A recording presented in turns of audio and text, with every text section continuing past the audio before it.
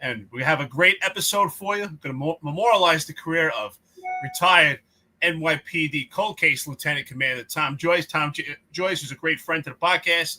I'd love to, introduce yourself, please, and tell us where you grew up, how you grew up, and why you became a cop of the NYPD. Yeah, great. Thanks, Eric. Appreciate it, John. Good morning. Good morning, everybody. Yeah, fan of the podcast. New media, right? New media. So Tucker Carlson and Matt Taibbi talking the other day about the new media. I love the platform. You guys are doing a great job. So thanks for having me on today. Yeah, so grew up in Brooklyn. John, I think we have some similar stories. Grew up in Brooklyn, surrounded by the organized crime. Anyone familiar with the Gemini Lounge in Flatlands? Like I had beers in that place, and they're cutting bodies upstairs while I'm having a beer and watching Zeke and the boys play a bit in my friend's father's band. Crazy stuff. I was involved in the auto industry. I went to vocational technical high school, Grady. And so I'm a car guy. I'm a motorhead. I wrench all the time. Not so much anymore. But grew up in Brooklyn, Flatbush, Canarsie, and Marine Park, 3 different houses. Marine Park was pretty much the base where we settled in. Public school, junior high school, Marine Park Junior High School, and then vocation. I was kind of screwing up. My father's like, "You're not really doing it, kid." So he got me into Grady without the entrance exam. And then I had one of his buddies was watching over me those 3 years, and I crushed it. I did really good in high school. And then I went to college and my first month, my father died in the first month. So it was really unfortunate. He was a good man. Great dad. He's the kind of, he was getting into fist fights at kids' games before it was cool, So he was awesome. And that kind of set everything on sideways. And then I went to American Airlines. My uncle said, "Hey, come get a union job at American Airlines." So I was humping bags at JFK and Newark and LaGuardia, in the belly of the planes, 150 degrees in the summer, cold as anything in the winter, loading those bags, working hard, grinding. And my buddies called me up one day and go, "Hey, we're going into the city. We're going to file for this exam, the police exam, and then this sanitation exam and the fire department, all the exams." I'm like, "Yeah, whatever, guys." And like, "Come on." So we take the police exam, and it was completely on a whim. And I get it. It was in 84, 85-ish. And 40,000 applicants, 40,000 attendees. My list number was 5,302. Got called pretty early. Boom. Within a year and a half, less than 2 years, I was on the job, So January 86, sworn in, 20 years old, not knowing anything about life. How the hell are they going to give me a gun and tell me to, some 47-year-old guy who's struggling and, having fights with his wife, and I'm going to go tell him how life is. It's kind of crazy. But I got selected for transit. And I was like, I didn't even know there was a transit police department. All right, that's cool. Subways, fine. Sounds good to me. I'll take it. And I loved it. I loved transit. It was, we looked at each other as like, the stepchildren of the NYPD. We had that chip on our shoulders that we were treated poorly. We would take drugs and guns and contraband into the precinct. They'd make us wait 5 hours before they let us voucher it. Stuff like that. And it was a tight group and was wonderful. I mean, I just had a blast. And then the cat and mouse game of chasing bad guys in the subway. They were pretty much mostly minor crimes, some robberies occasionally, some patterns, and then a couple of homicides, which you wouldn't get into. But all the token suckers and all of the guys breaking into the turnstiles. And it was just a cat and mouse game. And it was just fun, man, And I did that for 3 years on patrol, and I moved into a plainclothes unit that was Brooklyn, Queens only, and then it eventually became citywide, and that was the Bratton era. So Bratton came in 90 and changed everything, and it was like waking a sleeping giant.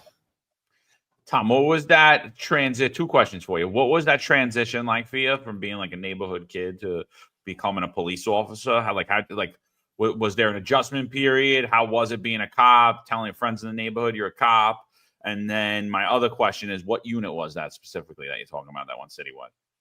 Oh, yeah. Okay, so it was fine. I don't think there was any rumblings. I mean, the block that I grew up on had a bunch of cops on it and a bunch of firemen. So it was a very civil service-oriented block. on Marine Park, East 36th Street, Flatlands to P, for those in the 6th Street. Everyone was civil service or blue collar workers, so it was fine. Good for you. Good luck. Congratulations. The unit was called the Brooklyn Queens Task Force. It was plainclothes in all of Brooklyn, all of Queens. And then when Bratton came in, he's like, I've got all of these resources in Brooklyn and Queens, and Manhattan's getting their asses handed to them. Like, so I want to be able to move these groups more. So we made it a citywide unit. So letting a Brooklyn cop loose in Midtown Manhattan was also wild. I mean, the robbery crews up and down in this, and then upstairs, top stairs, upside, downside, from 34th and 6th to 34th and 7th to 34th and 8th, just following for hours because you knew they were up to no good. And then boom, they'd surround somebody, rob them, and then we'd be right there. You learned how to do stuff like look in a pane glass window of a store, and you look like you're looking in the store, but you're really looking at the reflection behind you and watching these kids. It was so much fun. It's the most fun police work in general across everything we're going to talk about today. It's the most fun you can have with your clothes on, period. End of sentence. That's true. I'm still thinking about you with your clothes on. All right. Yeah, don't do that. Don't do that. But I will say, getting back to the messages we talked about today, I will say it's fun, and it was chasing bad guys, taking bad actors. But I will say for everyone listening, especially the active guys, there's no bigger, more noble profession. There's nothing more expected of you with the least amount of support of any career anywhere. And when you look at what they give you and the tools and the training that they give you, and then the importance of the job, it's not equal. And what I would say is I am so proud to be part of the police group, not only in New York, but in my post-career, I got to meet cops all over the country. They're the most noble, compassionate, caring people, and they get a bad rap, and it's horrible. And the least amount of support, least amount of training, it's terrible. And I love being part of this group. Tom, it's great hearing you talk, so highly of the police department. Sometimes John and myself, people tell us, "Oh, you guys are so negative," right? And we said, "Well, we're not negative. We're just being critical of this administration because when we compare it to the time we were on the job, and we compare it to what you're talking about, we loved the job. We loved what it was. We want it to be something that we love again. And it's unfortunate, but it's hard to do when this administration just completely brought this police department to peril." So, Tom, I just want to ask you, right? So you're knocking around, same thing, 2 questions, right? You're knocking around, you take the NYPD test with other friends. So did any of those friends also get on the job with you? Did any of those friends, or was it just you? And tell us about that experience being under the transit police department versus being NYPD. How did you feel having a transit patch? At this point, they haven't merged yet. You're part of transit. So how did that feel being part of the New York City Transit Police Department? Yeah, one of those guys did become a cop, and then one did like many, many years later. He pushed it off and came on later. And we had separated by then. We had run into each other from time to time, but we went in different directions. I went to transit. He went to Brooklyn South. And then and the second one wound up in Staten Island. John, we'll talk offline. Maybe you know him at some point. Yeah, those friends, that was it. There was 4 of us that went and did that. And one, I just, he became a mechanic in the transit authority. And I went back to Brooklyn in December and we had dinner. So it was good to catch up. So 40 years later, I was like, hey, remember we took the test? He's like, yeah, maybe I should have took the job. I said, you did all right at the MTA. So transit, like I said, Eric, we wore it as a badge of honor to be like treated not the same, and we had that chip on our shoulder. But at the end of the day, when the work needed to be done, we got along, just like the way the cops and the firemen kind of had their rivalry. It was really the upper echelon that had the problems. We would tease each other, we would razz each other, we would break shoes on each other. But at the end of the day, when the job had to get done, it got done, And so, same thing with transit. We had some task forces. I wound up locking up a fare beat, and I can talk about fare beats. So that is like you catch the big fish in fare beating, like no doubt about it. And we caught up a murderer, a kid who was involved in a murder in PSA 3 in housing, in the Ingersoll houses. And you know what they did? We got the kid. We built a relationship with him. We debriefed him. He started talking. I called up the detectives, Brooklyn North Homicide. I called up PSA 3. At the time, it was still housing police. And they detached us for a week and said, stay with us, work this kid with us. It was like, I was an anti-crime cop with 4.5 years in a job. I thought I hit pay dirt. Like, this is phenomenal. And they really exposed me to like the investigative process. And I was like, I'm in love with that. And we'll get into that some more. I got some cases. Everyone on here can Google. I mean, there's the cases are wild. I mean, just wild. So Tom, obviously you become a sergeant at some point because you retired a lieutenant. What made you decide to go to the boss route, and what were you doing prior to becoming a boss? It's a great question. It's a great question. You know why it's a great question? Because at the time, I'd already taken a sergeant's test. And for all those who remember, the transit police had a cheating scandal. And with the proposed answer key, I crushed it. I freaking crushed it. And then I think there was a cheating scam. I think there was a mayor involved in that cheating scam. There might have been a mayor involved. I think we know his name too. And it's definitely not de Blasio.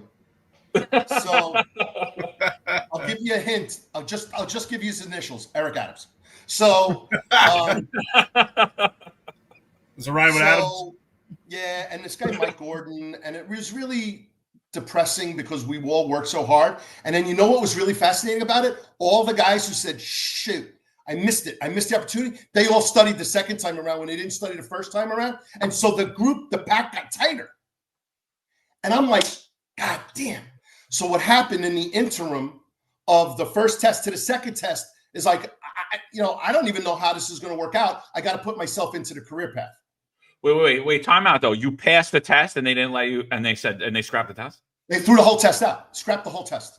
Oh, that's wrong, bro. Dude, I got like it was 100 question, multiple choice, in basket, all that shit. I think I got 2 wrong on the proposed key. So there might be some adjustments, but I'm thinking the most I got is 3 or 4 wrong, which would have put me in the top tier. The second exam, which is just about a year later, a little over a year later, I did well again, but again, that pack was tighter and I wound up being number 123 out of 600, I think, or something like that. What year was that, Tom? So 90, 91. Gotcha. Yeah. Wow. Yeah. So I had 4 years on a job. I would have been a young sergeant, but that's the timing. You take advantage of what's in front of you. You don't say, hey, but there was a sergeant's test in 87 so it's 91. So it was 4 years later. So it was 91. There was a sergeant's test in 87 that I could have took. I was eligible. And a good friend of mine, Mike Coughlin, like literally aced it. And on his 3rd year anniversary became a sergeant. And he was the sweetest, nicest guy. And he was a good boss, but like, damn, bro, like you don't even know how to be a cop yet, but he was a good egg. He was a good guy for sure. So yeah, 91 and then pushed it to 92. So in that gap, I'm like, I can't count on anything. And this is what my message to the troops is bet on yourself, live deliberately. You own your own destiny and you take advantage of it. And, the comments yesterday with the nepotism session is like, everybody knows everybody. I came on the job with 0. In fact, I had an uncle who was in communications. I called him up. He told me to pound sand. He goes, I'm not going to do anything for you. And I was like, oh, okay. That's cool. He wanted you to make your own bones. I think part of that was true. I think the other part was like, you went to transit. I can't help you over there. So, okay. But yeah. And so when we're now in this career path situation, and every single person that I ever worked for, and you'll hear how it plays out, it's like, no, you're doing the job. And CompStat really was a big deal. And we'll get into that because it's pretty wild stuff. But I had to put myself in the career path because, again, I need to make sure I have options, right? And I figured I'll put myself in the career path. And once I'm in, if I have to go to detective route, I'll go to detective route. But I'm taking this test again. And I'm going to do well on it again. So don't you know, I get into the career path and everybody I get in with, the day they call me for sergeant is the day my group gets promoted to detective. So I never had the shield. And I called up, and I swear I did this. I called up and I go, is there any chance I could walk on stage with detectives first, come off and get back up and go back for sergeant? Just give it to me for an hour. And just even make it symbolic. Don't even like do a personnel order or anything.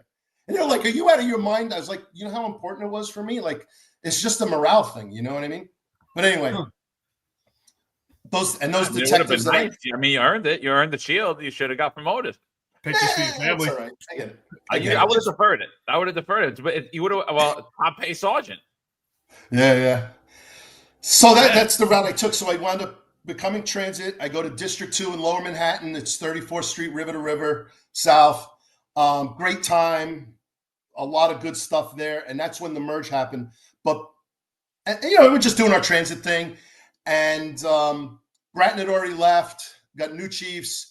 And then Bratton becomes the police commissioner in New York, and then he works for the merge. And that's my son. The day I got promoted to sergeant, that's my son Tommy, who's a Metro DC cop now. That's me and Howard Safer. And then my son and I threw the bag on 5.5 years ago, almost 6 years ago now. I got to pin the kid in DC. So yeah. That's a great pick, cool. Tom. That's a great thanks. pick. That's beautiful. So speaking of Tom, I mean, it's fascinating. So before I go into the question, what year was the actual merge? I think it was 95, right? 95, April 95, April 1st, 95. So when you're on the job, I mean, you're there you pretty much get on and then segue into the height of corruption around the Michael Dowd case. Now, it's a separate police department at that time, but 92 was the commission. So what was it like being a transit cop at that point and the height of this corruption with the NYPD? Did you guys feel it in transit? Did it affect you at all? I see you smile. I'm curious. What was it like at that time? Because that's the height of the Michael Dowd era. Yeah, not really. It didn't really trickle to us. We heard about it thought it was screwed up and crazy. Side story, I knew Michael Dowd as a kid. A kid on my block was his cousin. We lived in Brooklyn. He lived on Long Island. His father had a Corvette. And we thought it was like, oh my God, this guy's got a Corvette. John, when's your son coming? Is he ever bringing your uncle coming? Is he ever bringing a Corvette? So I knew the kid. Honestly, I wasn't surprised. Well, that's what I always said, Campese was trying to sell it like, oh, they gave him a free cup of coffee. And then next thing you know, he was, and I'm like, I don't know. I kind of think he slipped through the cracks and that's the way he was, I wasn't buying that story. So you make sergeant, Tom.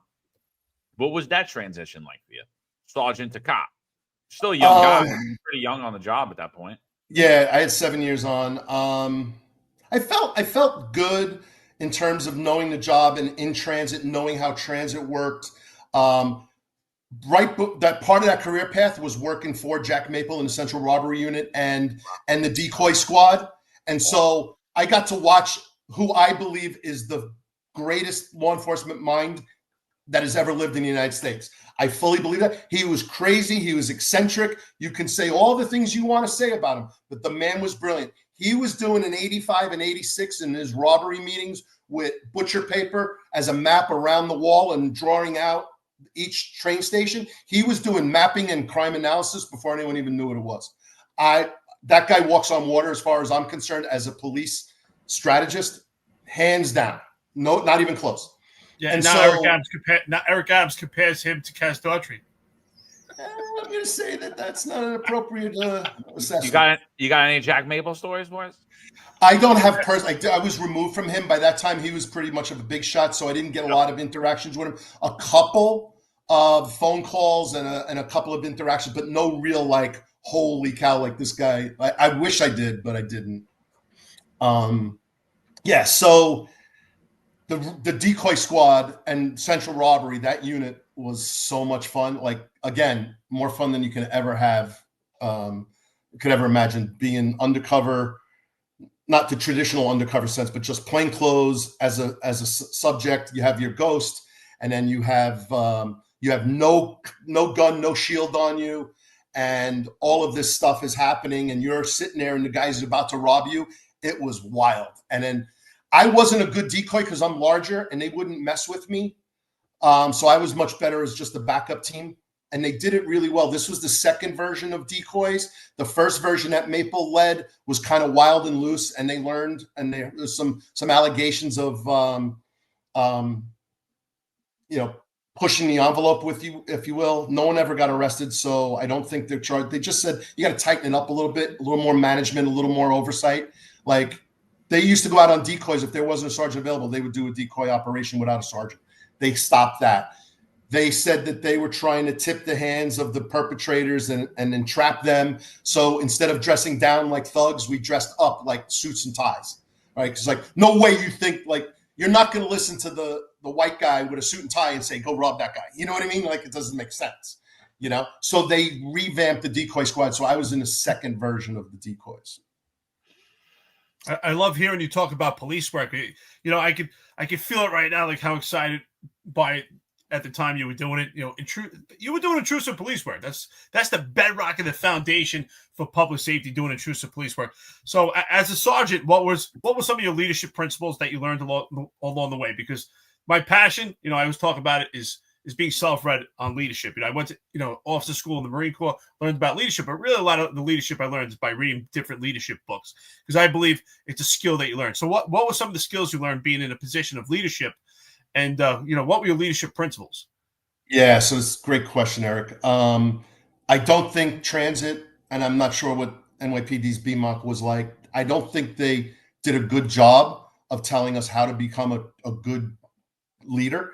I only remember them saying, if the guys do anything wrong, jam them up. And what I realized was like, hey, I think I need to be half supervisor, half delegate, right? I need to look out for them, make sure they don't get into trouble. I think, John, you have a very similar styles. Like, no, I need to protect you guys from yourself. And because I know that if you don't have good, strong supervision and the ability to make a decision, right? Like, the worst thing is like, I'm going to make decision A or decision B. The worst thing you can do is not make a decision at all. Like, maybe the cops don't agree with the decision B and they all want to do A and I'm going to go with B for my reason, but at least make a decision. And all I ever heard was, that guy's shaky.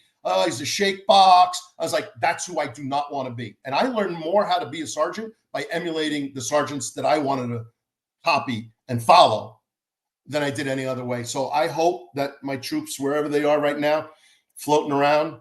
And I'm going to tell you a wild story about being a supervisor of Tony Trotman. And for anyone who knows about Tony Trotman, he was arrested, corrupt, robbery gang. You can Google it. It's a wild story. And it showed that the kind of boss that I was, and when I tell you the story. But I hope, like I said, I hope they realized that I made a decision. It wasn't always the decision they wanted, and I looked out for them. I never gave a CD. Actually, I gave one, and it was a really close friend of my detective because he straight out lied to me. And that's another story. But any other than that, I never, ever, ever, ever gave a CD. I always felt like we can fix the behavior between you and me. So you stay in transit as a sergeant. So what do you do as a sergeant there and lead us up into you being a lieutenant? Like, how do you get into investigative work again as a sergeant? Yep. Do you go back to the decoy squad? Like, what happens there? Yeah, so I'm in District 2. I'm in uniform, 3rd Platoon. Then I move over to an anti-crime unit. Running around Manhattan in plain clothes is great. A lot of fun, chasing bad guys, putting handcuffs on bad actors. A lot of fun. The merge happens, and there's a unit, the disorder control unit, at the time run by a Lieutenant Tom Graham. He eventually retired as a chief. He's since passed away, so rest in peace, Tom Graham. This was an Anemone, a Louis Anemone project. Disorder control, probably one of my, definitely my favorite chief. Between him, Dunn, and Espo were just phenomenal. Great leaders. You do not mess around with those guys. You knew who was in charge with those guys.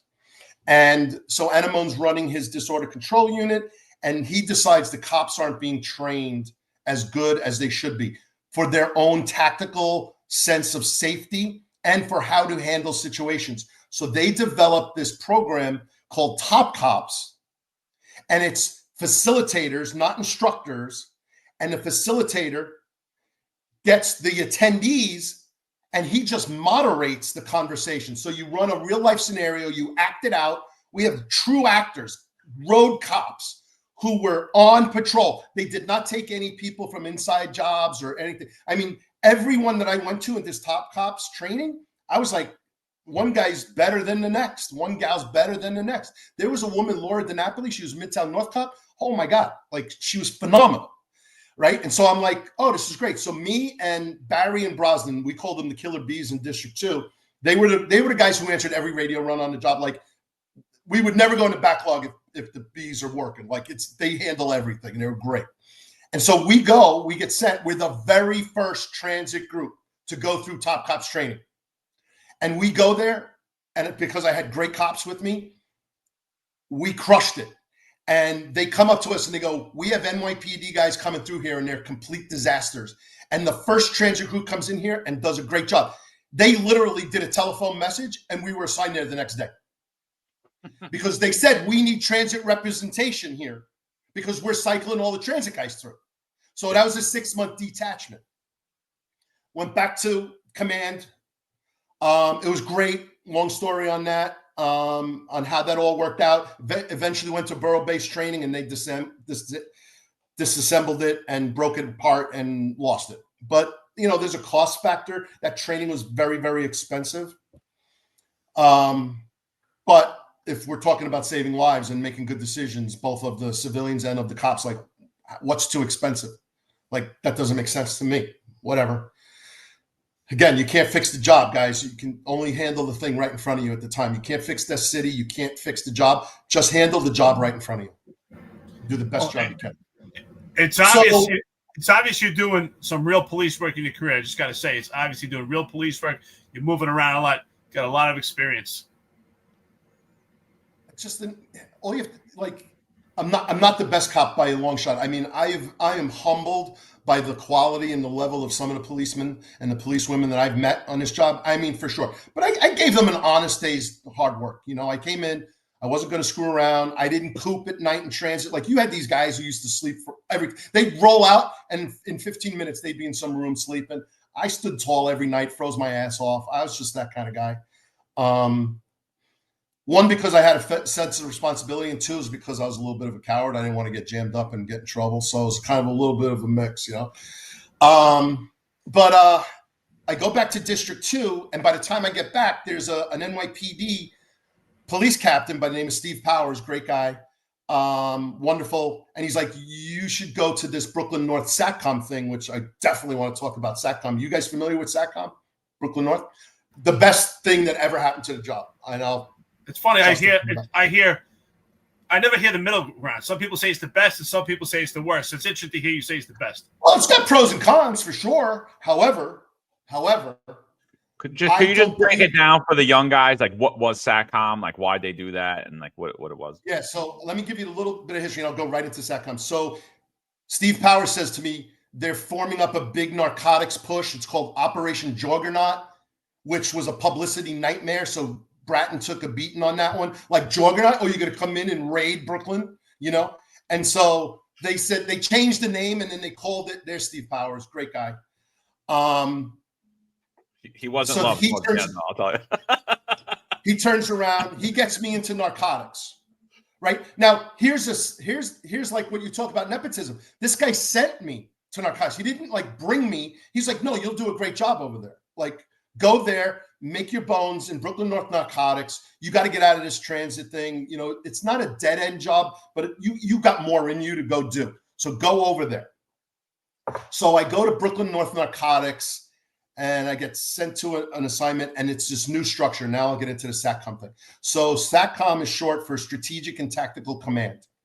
And the difference between the rest of the job is they took this pilot program, Brooklyn Borough North, the borough of Brooklyn North, and they made it a single leader, uniform patrol, 2-star chief will have an XO, and then he'll have a head of detectives and a head of narcotics, and then he'll have his borough commander and his zone commanders, and then he'll have his precinct commanders.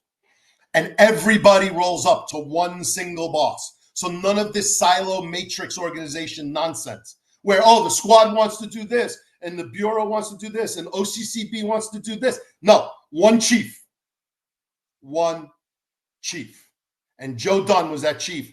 And boy, oh boy, Espo was the XO. And you want to talk about great leadership? I royally screwed up on a narcotics warrant. We had a Hasidic Jew on Eastern Parkway buy heroin. We flip him. He swears out 2 warrants, and both warrants go bad. I don't gonna get into the details, but they could have sent me back to command no meal 100%. I get called in. I had to write a 49. I explained. Did you guys hit the wrong door? What happened? What's that? You hit the wrong door? 2 wrong doors. One wrong door. One was no product. So, and it was because we didn't do the person who did the eyeballs on the door, and we were supposed to mark the door. They went to the wrong floor and marked the wrong door. So it's really wild, and it was bad. But we apologized. We admitted our mistakes. We jumped on the sword. But if you looked at how everything played out, it was really. And I had to write a 49. I had to bring the captain came with me, Patty Boyle, who also passed away. He was a great guy. Patty Boyle and I had to go before Dunn and Espo.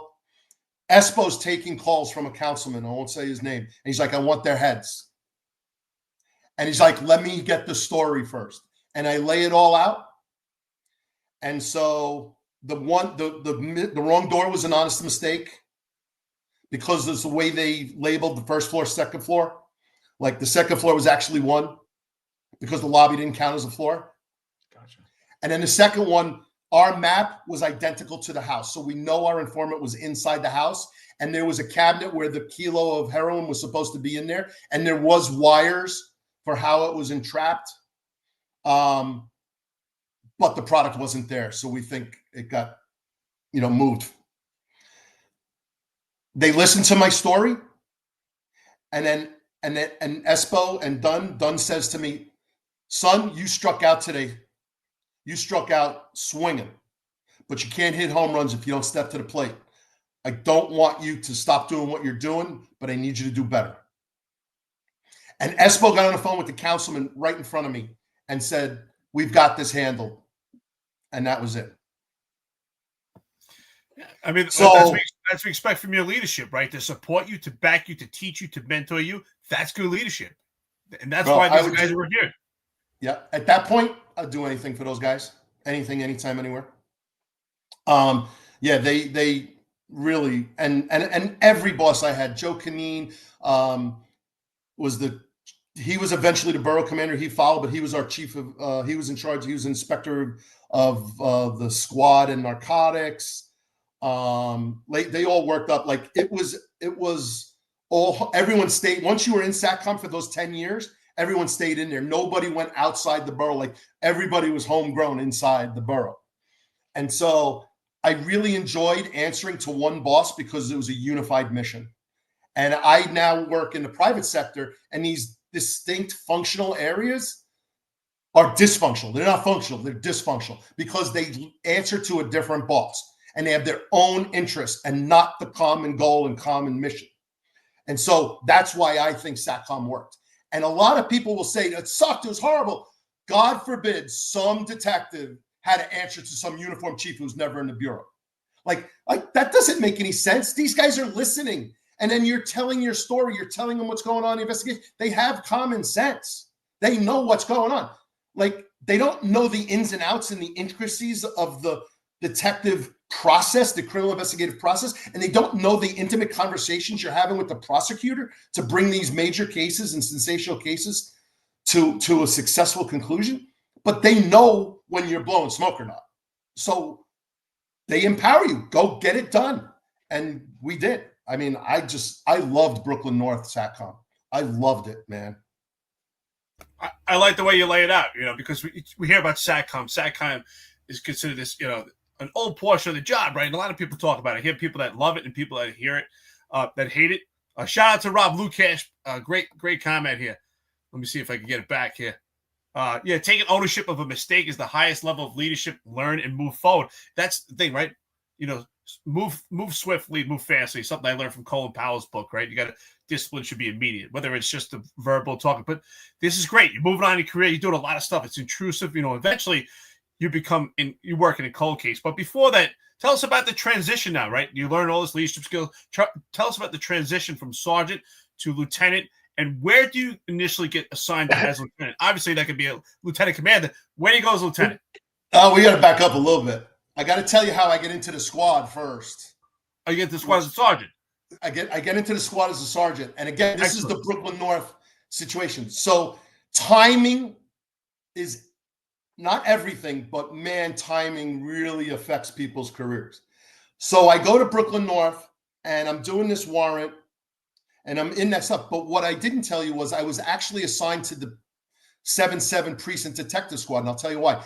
They open up we originally started Brooklyn North Narcotics at the Brooklyn Navy Yard, and that place was condemned by OSHA for like 5 years, and we were still there, right? And it was the most hideous, horrible facilities ever. John, like, where were you? We needed the facilities fixed, And they finally get us over to Glenmore, and they put us in Glenmore in the 7375 area, right? I go on vacation. And I come back and they're like, hey, sorry, buddy, you were, there's 8 sergeants in the 7-7 module. I mean, they had 7 or 8 modules just in the 7-7 alone. And depending on like the 9-4 might have had 3, but the 7-5 might have had 10. I mean, it was a juggernaut, but they just couldn't call it juggernaut, right? I mean, we locked up everybody for drugs, man. So I go, what do you mean? What do you mean I'm assigned to the 7-7 squad? Like, I wasn't here. I was on vacation. Yeah, well, you weren't here, so you got it. I'm like, I don't want to go there. I don't want to stay here in narcotics. I get to the squad, and I was like, well, listen, I'm working out of the squad because they're running out of room at Glenmore. I can't take undercovers over here. They're like, yeah, you know what? If you need undercovers, borrow them and just work with your 6 investigators and then work with the squad. So I go into the 7-7 squad, and the zone captain who had the 7-7-7-9 was a guy named, at the time, Captain Charlie Wells. And Charlie Wells is a legend. A legend. He was a Vietnam veteran, successful. He had a shooting in Midtown Manhattan on a hostage situation as a captain. He was a lieutenant in intel. He was a bomb squad guy. I mean, the guy's the best. Everything that you would ever want to know about how to run a criminal case is Charlie Wells. Now, I've learned a lot from a lot of other people, but I would say him more than anybody else. He was a quiet guy who would sit there, never raised his voice. You knew that guy was in charge.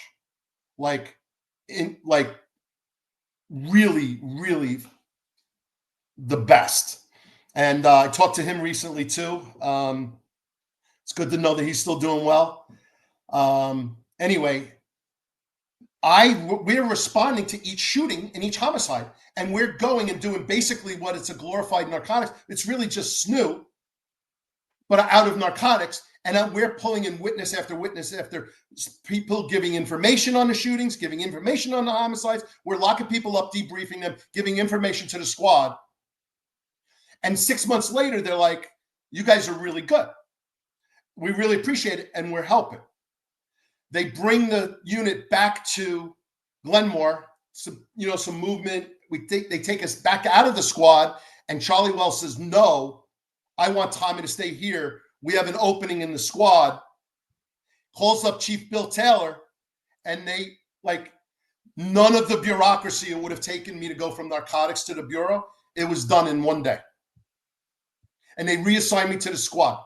So for the 6 months that I was working with them, I learned a lot, but not everything. And then there's another sergeant that worked in the squad. His name is Tom Coomey. He's like, I got you. You just follow me, and I'll teach you how to be a squad sergeant. And again, once again, get out of their way. Let the detectives do their thing. Just don't let them do stuff that's going to hurt the squad, hurt the case. That's all you have to do. And the detectives there were phenomenal. I mean, just impressive every day. Did 2 years there and then got promoted to lieutenant.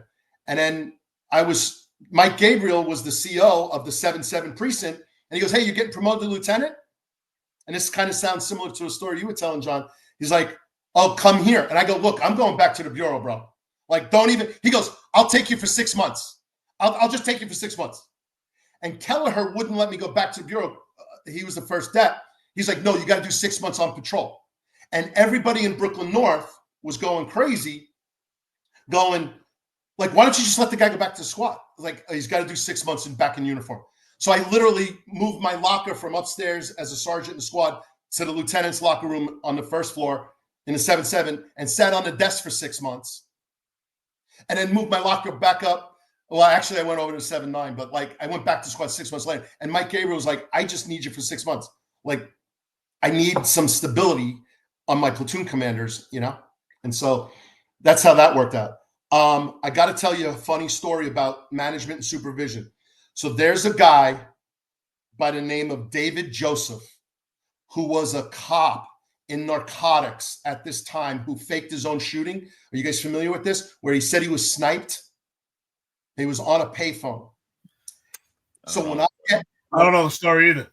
Yeah. So David Joseph is a former housing cop. He's a detective in Queens, narcotics, and they scholarship him to Brooklyn North. And because he was like, they were saying, you got to add some experienced detectives to the Brooklyn North narcotics operation. So who do you send, right? One guy, Billy, I forgot his last name, Billy, comes up to me. He goes, "Honestly, Sarge," he goes, "they're sending me here because I screwed up, and I'm going to work my way back to Queens.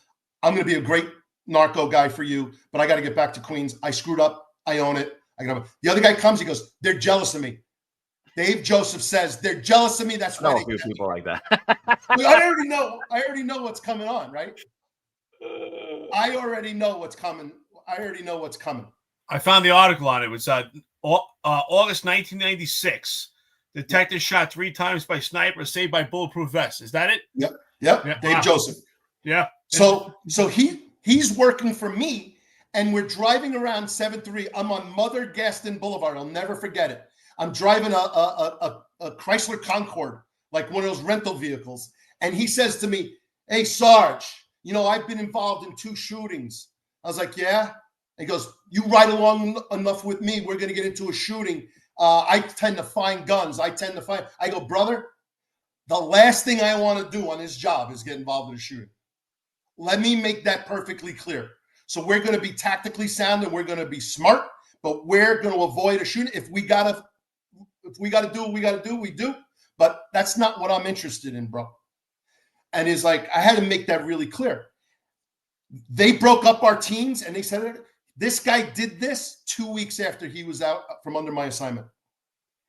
He went to the woods in upstate New York, put 3 rounds into a bulletproof vest, put it on him, and got on the payphone in the 7-3.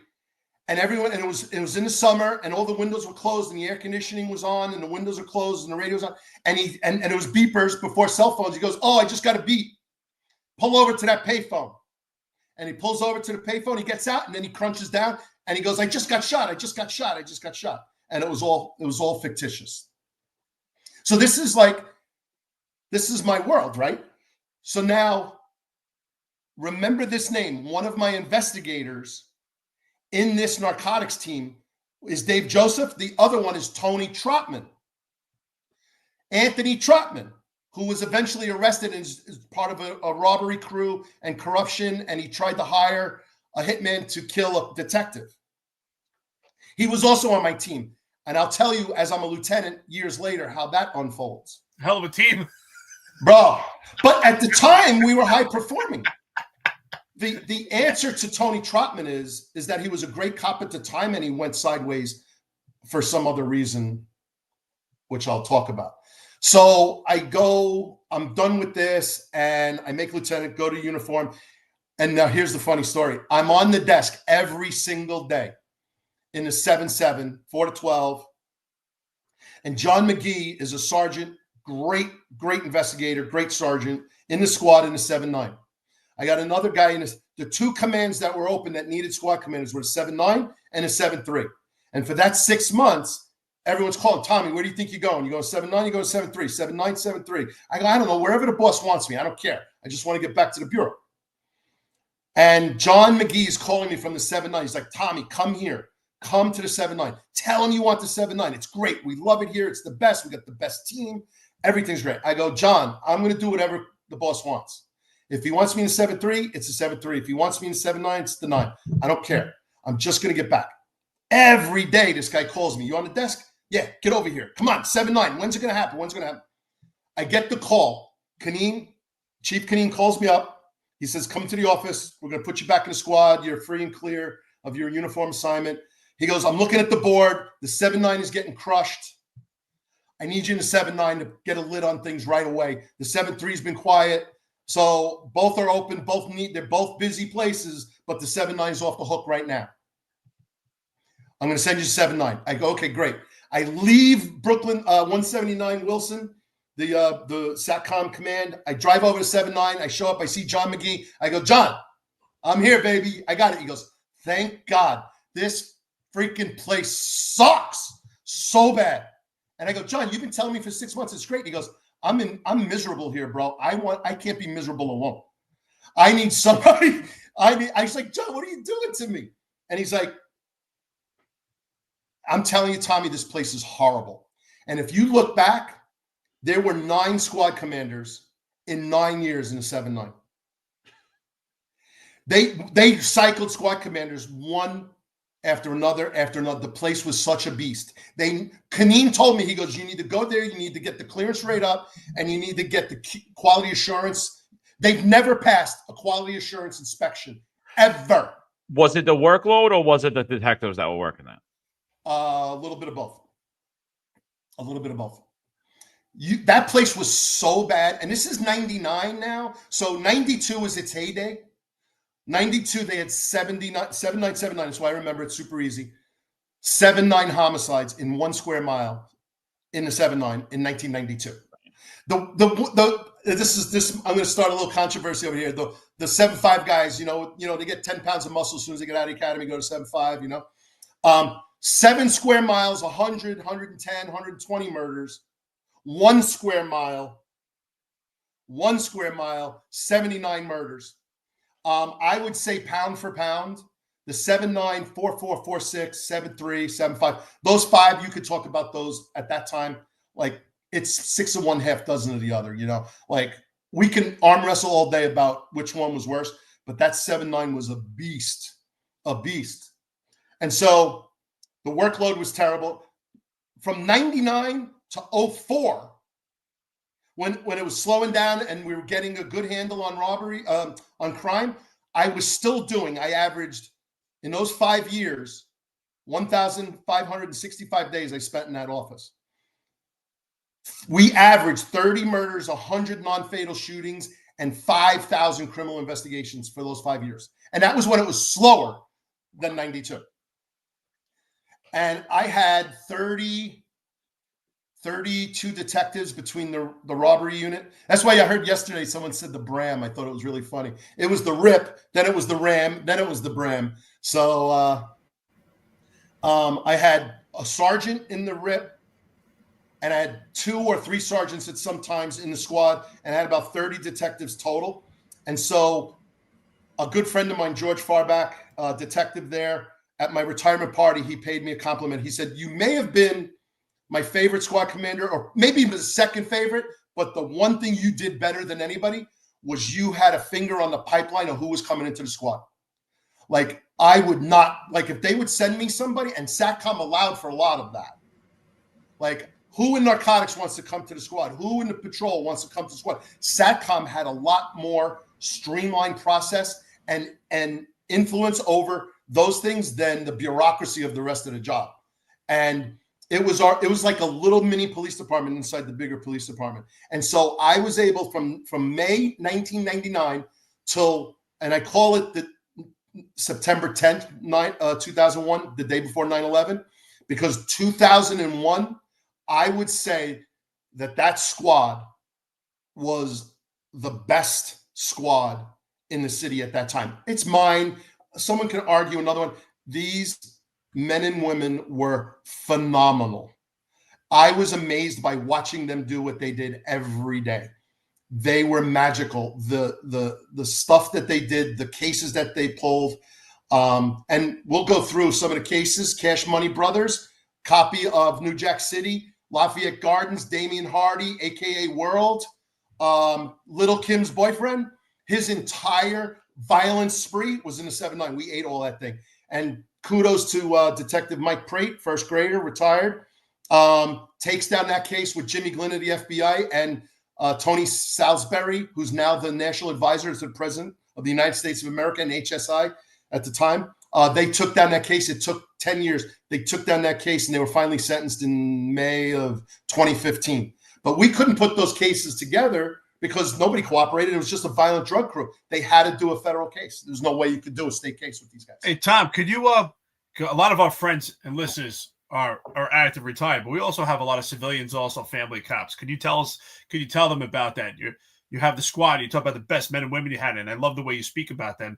And you talk about you handpicked and selected them when they got to the squad. Can you tell us, were you part of the interview process, and what were the qualities that you looked for to be a good detective in your squad? So I hire, and I learned this later, but I didn't understand it. You never really know if you're a good candidate for a job until you do the job, right? Like, and then we follow the Peter principle. We've talked about that. You keep promoting up until a level of incompetency, right? And so I don't know that a good narcotics detective is going to make a good squad detective. I don't know that a great anti-crime cop is going to make a good, but do I have a person who is committed and passionate and can be part of the culture that we want to bring to the office? And then will you commit to learning the job and doing the best that you can? Yeah, that's what so I don't know if he's going to be a great squad detective and coming out anti-crime or narco, right? I just know that he's like part of a culture that's like, no, I'll tell you this, the squad guys, they played hard, but man, when that bell rung, boy, did they work hard. I mean, so, the squad had a lot of flexibility. I always told another secret for kids on the job, get an assignment that it gives you the most geography. The most geography you can cover, so we could go anywhere we want. We fly all over the country picking up witnesses and perpetrators, like we could be anywhere. You sign out in the book, I'm going to New Jersey. I'm signing out in the book, I'm going upstate New York. And so we played hard for sure. But when that bell rang, man, these men and women rocked it, man. Didn't go home for days and days and days. Committed to it. John, one of the comments that we had with the U.S. Healthcare Homicide, CEO Homicide, and Luigi was, I said, give me a sexy address and a sexy victim, and you'll get all the attention, all the resources you want in the world. We had kids killed in the 7-9. I couldn't get anything. The media didn't care. The job didn't care. The prosecutors didn't care. Like, I'm like, we got a great case. And it's like, yeah, but this witness has been arrested 10 times for drugs. I was like, yeah, that's who you get at 4:00 in the morning on the 7-9.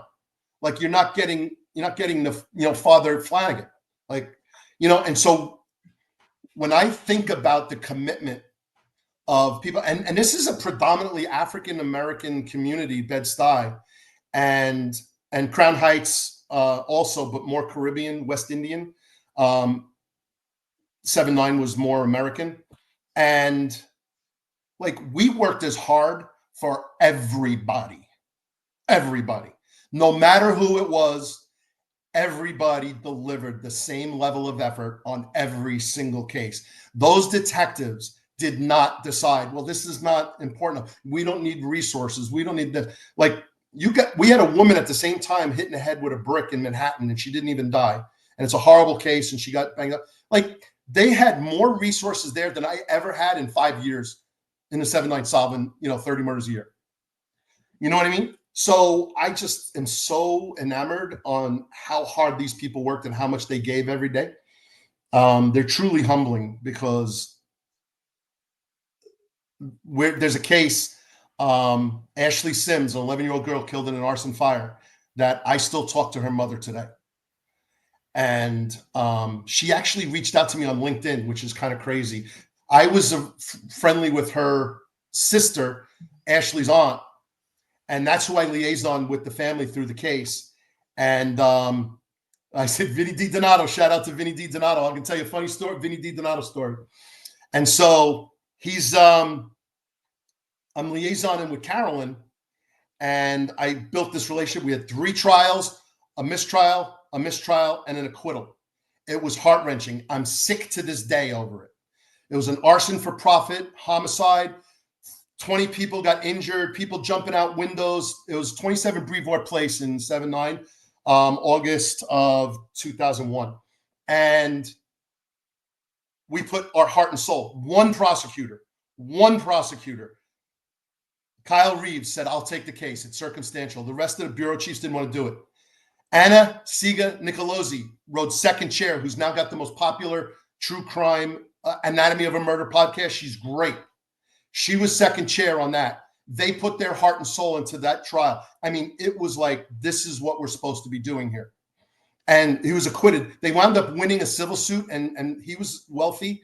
He owned a bunch of buildings, and they've got a retainer and a hold on his assets, but I don't think they're ever going to collect. Anyway, so I was always friendly with Carolyn, and, holidays we would talk.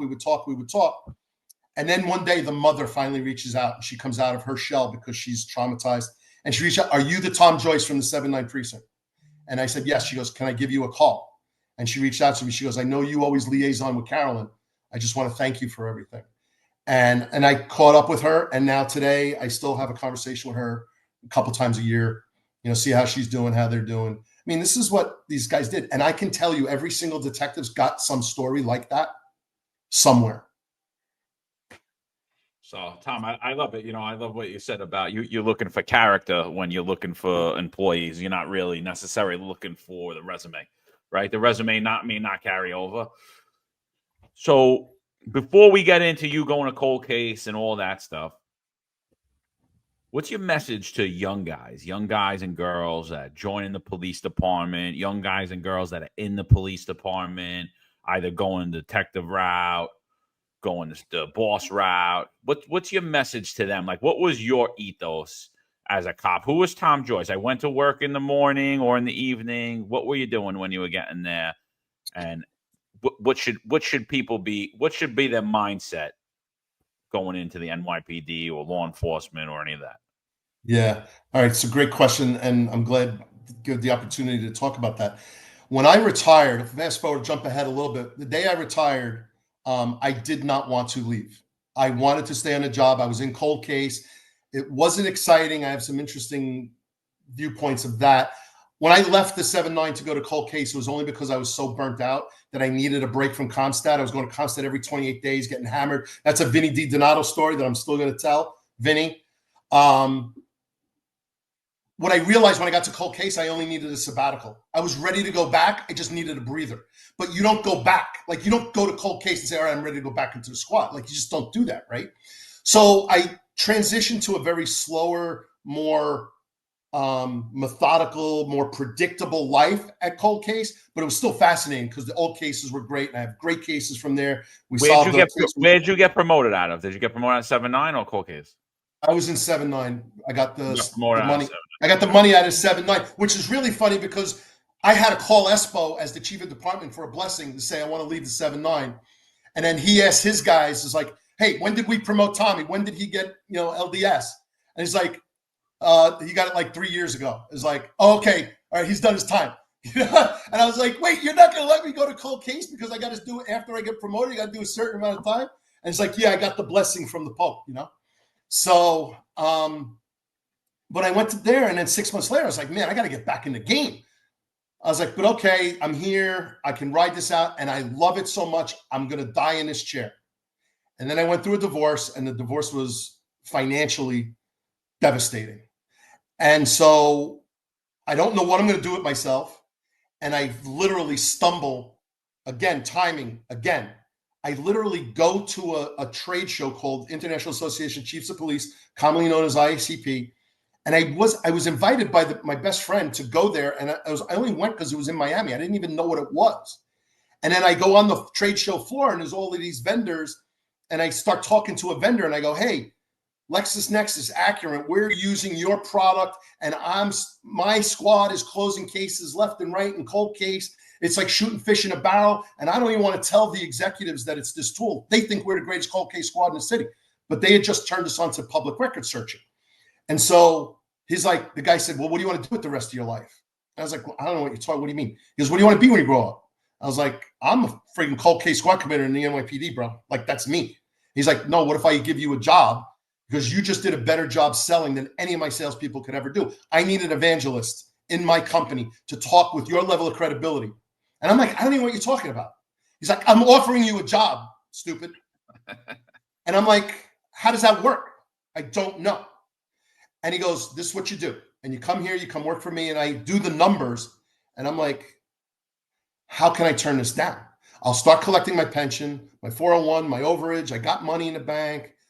I'm doing all right. But again, I can't access it until I leave, right? And so, okay, go do it. And I'm just passionate about what I do. And I go around the country with the credibility of the NYPD. It's not Tommy Joyce. It's the NYPD. And we're no better than any other police department in the country, but we had the volume at the time. So the level of experience was just insane. I went to Chicago. I went to LA. These guys, like, they thought they were busy. They weren't busy, like, compared to our numbers.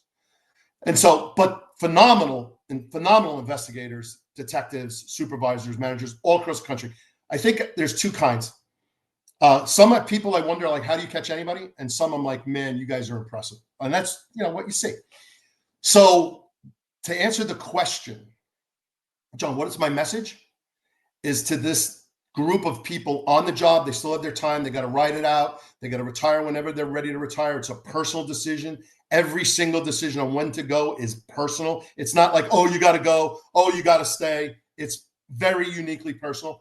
But bet on yourself. Bet on yourself. You're super competent. You're super capable. You've been exposed and learned crazy things. You know how to handle crisis. You know how to handle pressure. These people, I went to the public sector. These people are stressing out over they lost some account. They're like, whoa, this account is $200,000 and they canceled on us. And they're freaking out. And I go, do you guys know, like, this is not a big deal, right? You know that, right? It's like, I got calls that our cops just got shot. Like, dude, like, this is not a fucking, I'm sorry, I don't want to drop that. This is not a crisis. This is not a crisis. And then they're closing $1 million deals and they're smoking cigars and I go, this is nothing compared to putting down a case and getting the blue 5 on a homicide. Like, I'm sorry, you're $1 million, you're smoking, you're drinking the best bourbon, you're smoking fat Cuban cigars.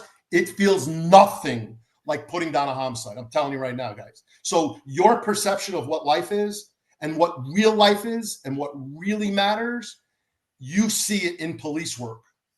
And I'm telling every kid, every cop, every adult, like the kids, and I say the kids, you know what I mean? If you learn and really focus and really become great at something, you have the passion, you have the desire, you have the support, you can do anything. And I used to say I was on the job with a tightrope, but I had a safety net. And in leaving the job, you have a tightrope with no safety net. The safety net is you.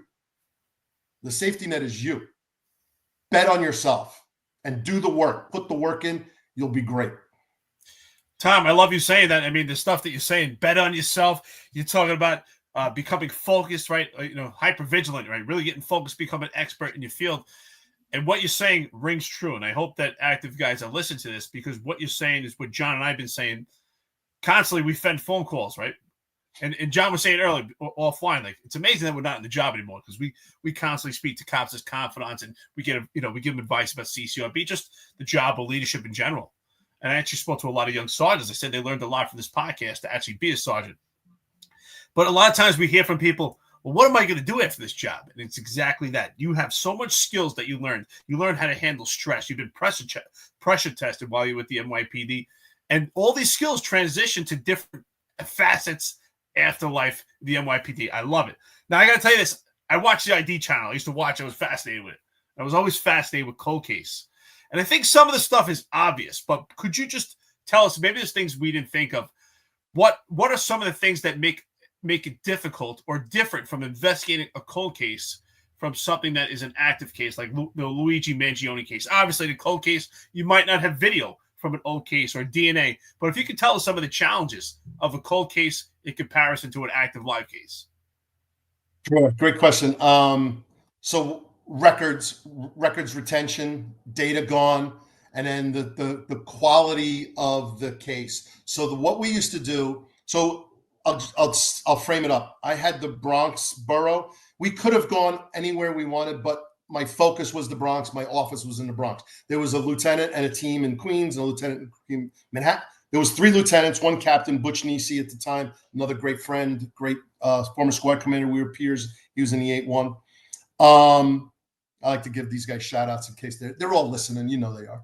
Okay. So they, if you're familiar with the old folders and the way they had all the information on the front of a folder, it was very easy to go into the records room at a precinct and triage a case and say, this is a case I want to get into. Now, the goal, not a quota, the goal, what we would expect from a cold case detective is you got to put down at least 2 cases a year, right? And so if you think there's 35 detectives in all of cold case in the NYPD, it's nothing. It's a drop in the bucket. It's not moving the needle on crime suppression, crime reduction rates. It's a public relations home run. It's the message to the community. We will never give up. We will never forget you. I can't promise results. We can only promise effort, right? And so we would go into the records room. We would look for cases and we would ask the squad, is there any case you want us to work on that you can't get time to because you're still, dealing with the incomings? Sometimes they would hoard cases and say, no, you're on your own. Sometimes they'd say, yeah, this is a 3-year-old, 4-year-old case. Work it for me, please. Let me help with you when necessary. Some were great. Some were reporting. So, Tom, I don't want to cut you off, but are these cases that are still active, or are you going to old cases too?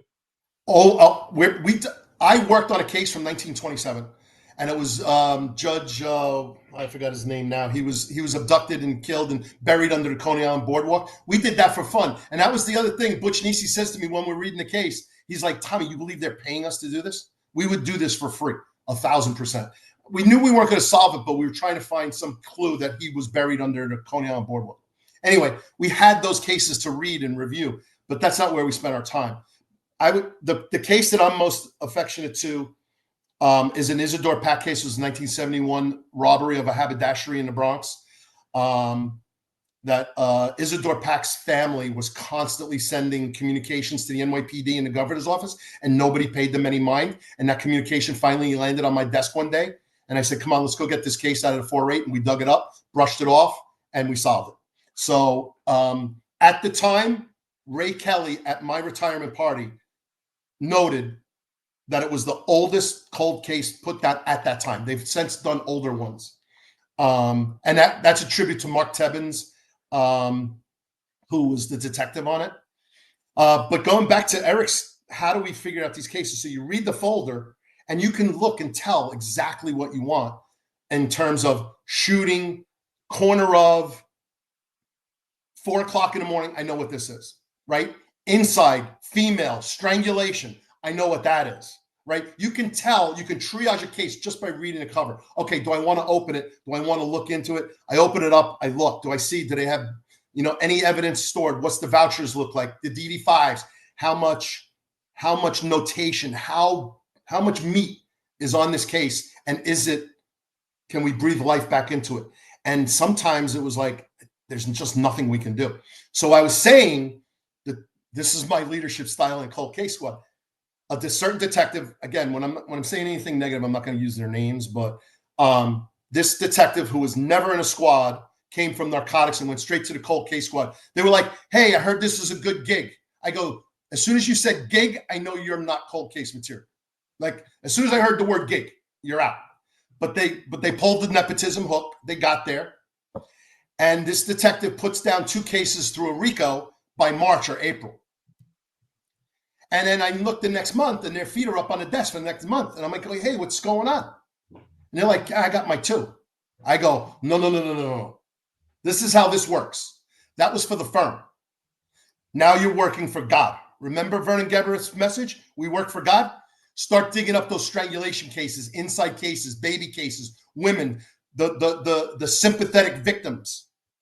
The drug dealers, like the Damian Hardy case, we put down 5, 6, 7, 8, 9, 10 homicides on those, on the RICOs, because that's the only way you can do them, because there's no cooperation at the state levels. And so the detectives, when they work closely with the feds and have a great relationship, they can do amazing things. But state level, but we got to get into these sympathetic victims, the women, the kids, the old ladies. You know what I mean? Like, they're being home invaded. They're like, are you kidding me? We're not working on these? I called Vernon Gebert the day I got to the Bronx Cold Case Squad. I said, hey, Vernon, has you got a case that's gnawing at you? He goes, yeah, page 110 on my Bible, my book, Practical Homicide Investigation. It's a kid who was killed in an abandoned house, and he was spread eagle. He was assaulted, and he was on a mattress. And I called the father up, and I said, hey, we're picking up this case. We're going to start working on it. And the guy laced into me. He's like, screw you guys. And I was like, bro, sir, I'm sorry for your loss. I know it's been 20-something years, 30 years almost, but we're going to give it another shot. He's like, you seem to solve all the cop cases. Anytime a cop gets killed, you solve it in one day, but no one's ever done anything. He was hurt, and he was not really yelling at me and us. I go, and you guys will appreciate this. I go and try to find that mattress. I look in the case. I find the mattress has been invoiced. I go to property clerk. It's the Great Fire of 92, the flood of 96. You know, I was like, so we were going to resubmit the mattress for biological evidence, but we couldn't find the mattress. So that case went nowhere. Everyone's gone. Everyone's disappeared. The one thing we were counting on is biological evidence. Couldn't do it. So, Eric, again, to answer your question, it's just a matter of going through, reading them, and then having those instincts. The detectives knew what they were looking for when something had some meat on it. And then the key, Charlie Wells taught me this. When you empty a folder, don't overlook that matchbook cover, that napkin, that little Post-it note.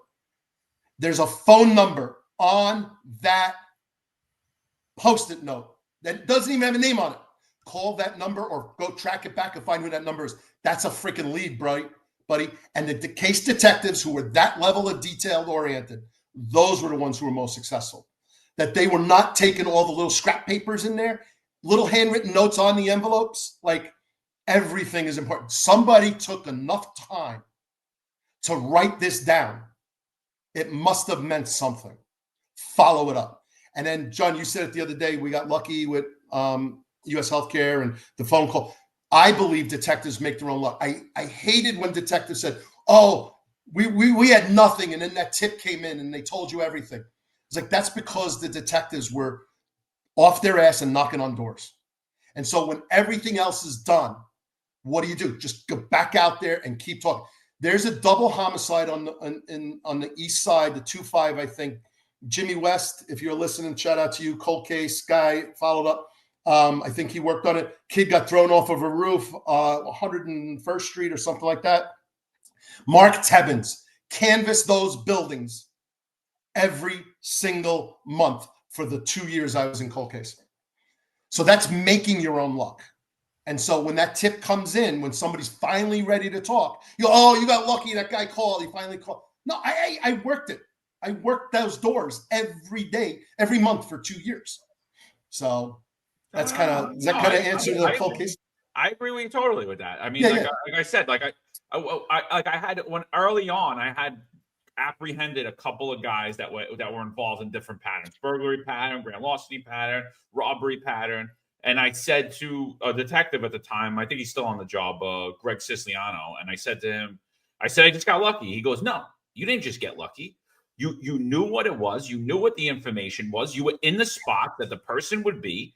And then, yes, luck played a role. He's like, but if you would have just went out and drank coffee and not been looking in those spots, you would have never apprehended those guys. He's like, it wasn't just luck.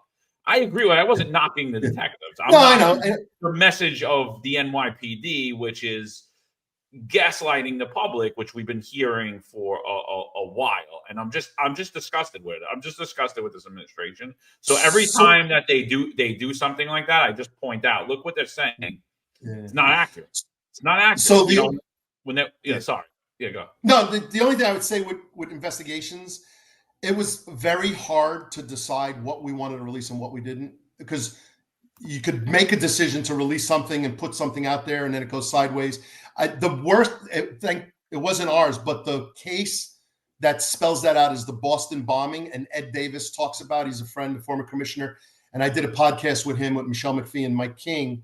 And we talked about the Boston bombing and his decision of release the photos, not release the photos. Do we tell them we know? Or he struggled with that. And it's because you don't want to make the wrong decision. And something of that magnitude, the Boston bomb, the marathon bombing versus our, homicides. I don't want to minimize our homicides, but you don't want to release and you don't want to make the wrong decision. So I understand there's a balance of what is the best choice that we can make. It's tough. That one's tough. That was tough. Tom, I think it's fascinating when you speak about triaging cases, right? Because I always say, I used to teach my cops doing anti-crime work, that you have an eighth of a second to make an observation. So you pretty much would triage the people that we would actually make our observations. So I love how you say you triage the case. It's fascinating because the eye of a cop. It's so interesting the way you speak about these cases. And the way you speak about it, it's like you brought us back. It's almost like you're there right now. So these details, your ability to remember them is really impressive. I have to say. What cold case sticks out in your mind? What's the most significant to you case? And if you could go back and try to work on it, what case was that? Yeah. So, Ashley Sims back in the 7-9 bothers me. In the 7-7, we put the case down. There's none open that still really linger. They all do, all the ones that remain open, but there's no one real emotional. We did make the arrest on the Ashley Sims case, but we didn't get the conviction. And I also learned from experienced detectives that a lot of detectives thought their job was done when the Blue 5 was submitted, and it's not. It's when the Supreme Court has finally exhausted all appeals on that case. That's when your job is done, because what the prosecutors, the DA's office was always afraid of. It's like, yeah, you guys are going to make an arrest and then you're going to disappear on me. And that's a fair argument. And I would say to them, well, we're juggling these cases. They don't keep coming. And you keep wanting my detective to come out and work on this case and work on this case. There was a balance there. But at the end of the day, the detectives needed to know that their job is done on that homicide case when the final appeal in Supreme Court has been rendered. And that's it. Done. So, Isidore Pact, we solved that case. It was a case dear to me because I got close. It's about the family. And so you can empathize with the victim and appreciate that this person was in a moment. They were terrorized. They were shot and killed in a robbery and how that was. But when you hear the families say you never get true closure, right? You get a sense of relief that an arrest was made. You get some level of closure, but not full closure because it can never bring the person back. And when you realize what we're in the power of doing and how we can affect people's lives, I saved some girl when I was a young cop in transit, some girl got her foot caught in an escalator at Park Place on the number 2 train. And so I was the first cop to respond. Her foot's caught. She lost half of her foot, but it was wedged in. I had to wait for ESU to come in and take her out. And I sat there with her and I let her draw pictures on the back of my memo pad. And that was what kept her calm until ESU came, and then she lost her foot. And she's like, I know I never talked to those people again, but her mother, what she said to me and the way she wouldn't let go of me when her daughter was finally getting in the ambulance, that's what you're doing in police work. You're getting all these bad guys and you're thinking drug dealer shoots drug dealer. And you're getting, oh, what do I care? I remember a detective saying, what do I care? Drug dealer shoots drug dealer. Complainant doesn't care. No, because if he's spraying a street corner at 4:00 in the afternoon with an AK and the church lady gets hit, that's what we're doing. That's what we're doing. And I had a church lady, Candace Oglesby, get shot and killed from a guy spraying a street corner. Those are why you work every single case all the time. And then you work as patrol or narcotics. You take bad people off the street. Because maybe in that moment, there's not a real victim, but they are victimizing the community every day, over and over. They are terrorizing that neighborhood over and over and over. Tom, so, talk a lot about work ethic. You talk about, you had obviously some trying times on the job, right? You hit wrong doors. You went through a divorce. How do you stay positive? Are you a religious guy? How'd you How do you cope now with all of the death and tragedy that you've seen and all that? It's a great question, John. My wife said to me, "How are you so normal?" I told you. I don't know. And I told you the baby cases did bother me, but you had to suck it up and had to go to work. Vincent Johnson was a serial killer. He did 2 girls in the 7-9. There were 2 girls in the 9-0. We had a serial case. He ultimately wound up being responsible for 7, I think. Shout out to Tony Vigiani and his crew. They did a phenomenal job on putting down that serial case, Vincent Johnson, the Brooklyn Strangler.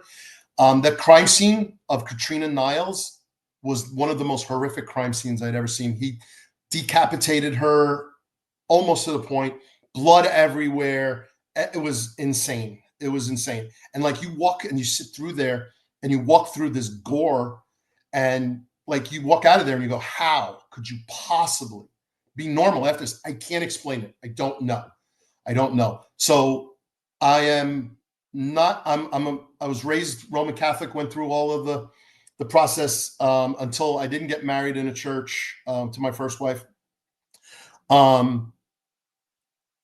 I'm spiritual. I'm not as religious as I think I should be. I believe in God. I believe in a higher power. And I believe that God has a way for us all.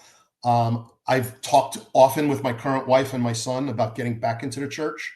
But I do that out of just having, a sense of life and a sense of purpose and why we're here and what we're all doing.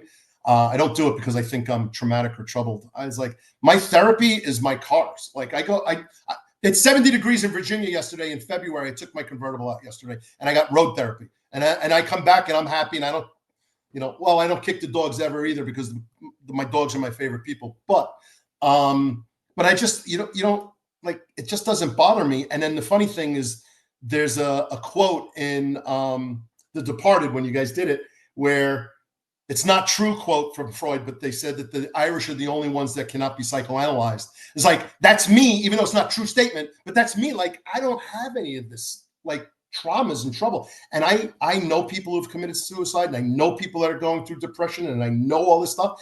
And I can't explain why. It just doesn't bother me. Like, it doesn't affect me. And I'm super engaged with people. I have tons of friends. My Rolodexes, my business cards, my network is vast. So I'm not like an extrovert or anything.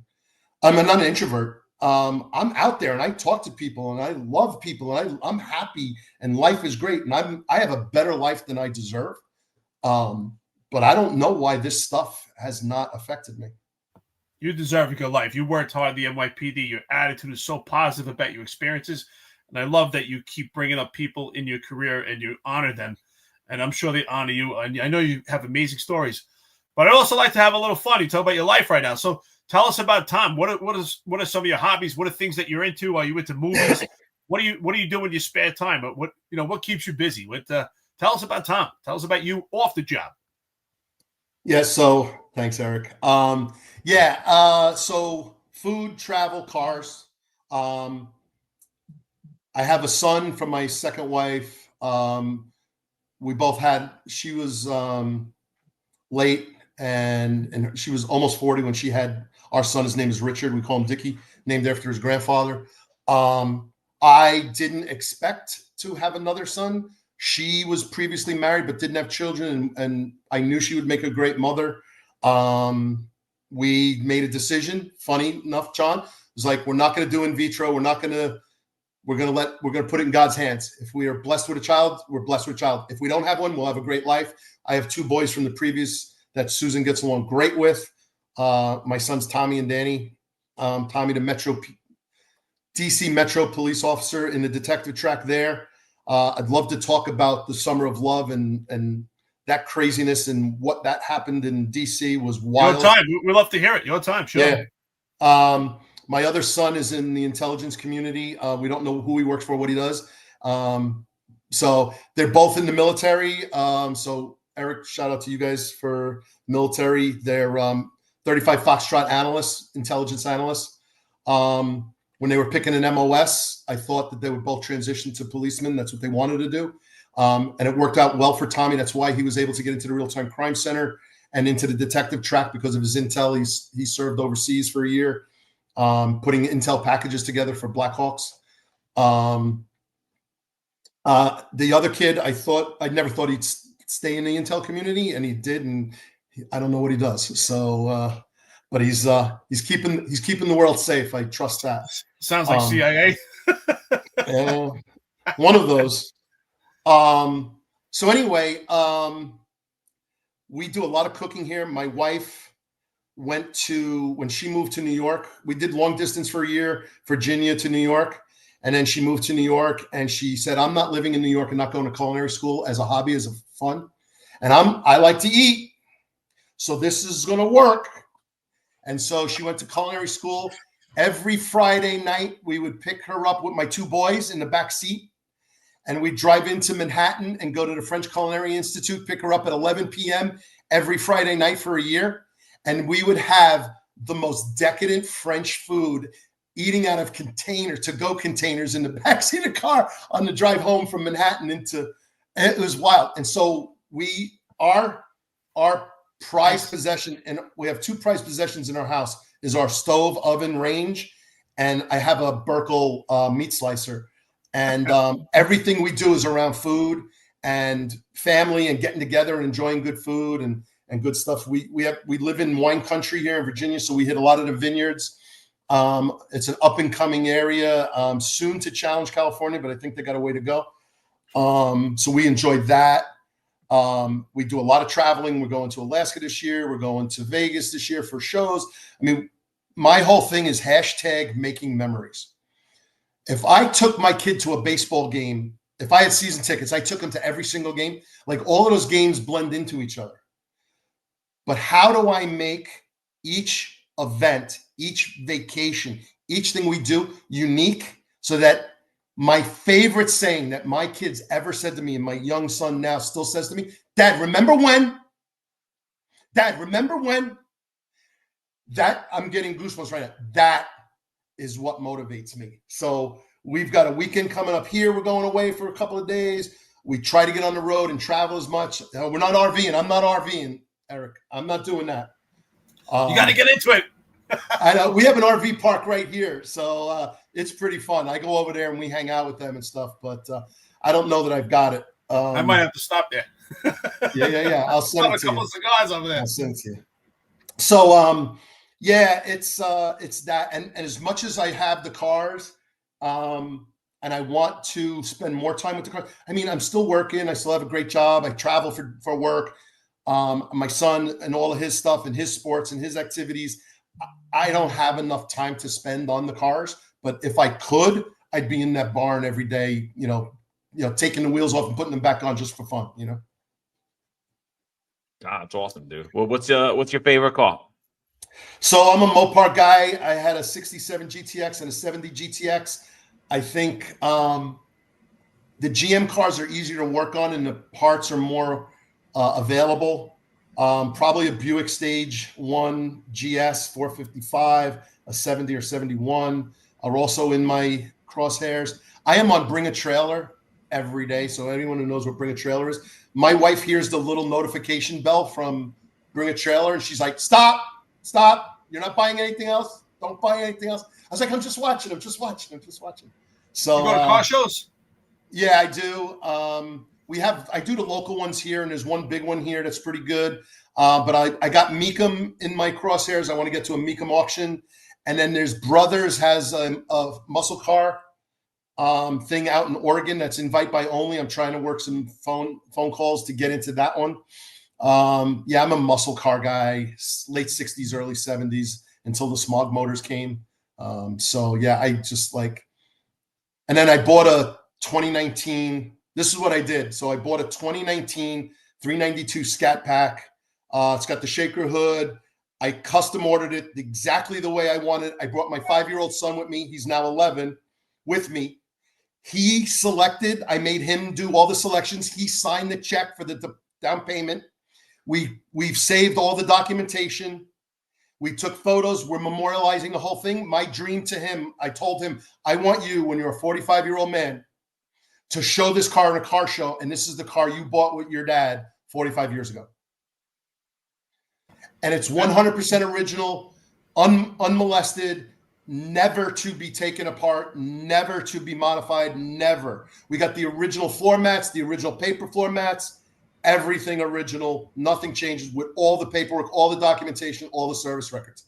So, it's kind of weird. I went to a car show right after I retired in Lake George. I bought a 1984 Jeep Scrambler, and it was the 4-speed stick shift, and it could barely run. It was so rusted out, but guy was fixing it up, and I was like, I saw the car, and I told my wife, I said, you know what that is? She's like, what? I was like, that's an 84 Jeep Scrambler. There was only so many made that year, so I bought it. I actually it was quite interesting. I was up there, and I had an old Chrysler with me, and I traded the car. The guy actually had a used car dealership in Vermont, so I gave him my Chrysler, and I gave him $4,000 cash, and I left with the Jeep Scrambler, and I'm driving it, and it was like the windshield wiper was falling off. It was raining, and but I got it getting fixed right now, so I should have brought it to you. Yeah. I can work on cars. You know what the problem is accumulating the tools again. That's the problem. It's not. I can't do body work, so I can do all the mechanicals.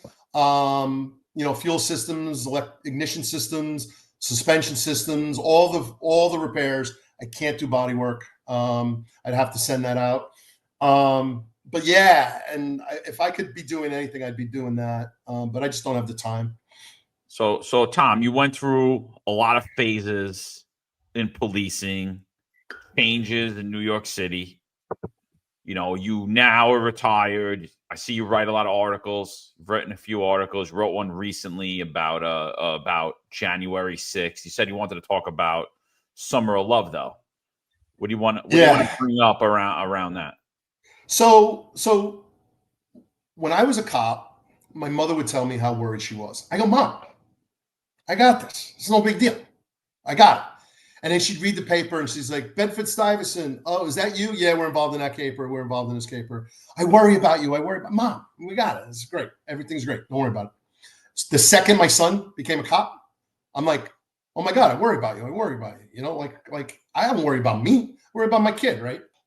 So he gets on a job, and the one thing I told him, and Eric, I like the stuff that you message about. I told him your best tool in your tool belt is your brain. Know the law, know the policy. You know what you can do and what you can't do. And dude, no matter what you do, if you fell within those guidelines, they can't hurt you. They can't touch you. Right. And so 100% was one of the speeches. The second speech was, your job is to get home safe, unharmed, unhurt, and not to hurt anybody else. Oh, cops are brutal. Cops are this, cops are that. Let me tell you something. I put my hands on somebody, it's because they called that. They called that shot, not me. Not me. I never put my hands on anybody who was cooperative. And then once they're uncooperative, it's never pretty. It's never, ever been pretty. It's never been finesse. It's brutal. And if you don't like it, then you don't understand it. And you don't get the right to judge me when you've never done it. And everyone who's ever gone through a civilian academy always has a change of heart when they go through the trainings, because they shoot the innocent bystander. They get, their heart rate gets up, their emotions get up, their adrenaline gets up, and they go, no, now I understand it, right? So my son gets on the job, and he's having a good time, and he's enjoying it. He was one of those psych guys, by the way, on the NYPD. Put him on hold, holding pattern. Red Cup? What's that? Red Cup? He had a beer in college? So he played college football, Division I college football. And so I think he might have had a performance drug issue. I'm not 100% sure. He told me no. But that's the only other thing I could think of. And I wouldn't call it a red cup, but it's okay if he robbed people. He's probably admitted to some drinking and stuff, Yeah. Or taking psych meds, John. Those people. Yeah, he's crazy. He takes psych meds. That's fine. Exactly. If you play sports, if you went to college, if you showed some character, maybe you even got into a fight. Maybe you got into a fight, and now you're entering a career that more than likely you're going to have to fight every day. We don't want those people. We don't want those. We don't want you take care of yourself. You work out. We don't want those people. No. I mean. He graduated. He played college football and graduated on time. Not the best student in the world, but just put in the work, right? He like most cops. like yeah.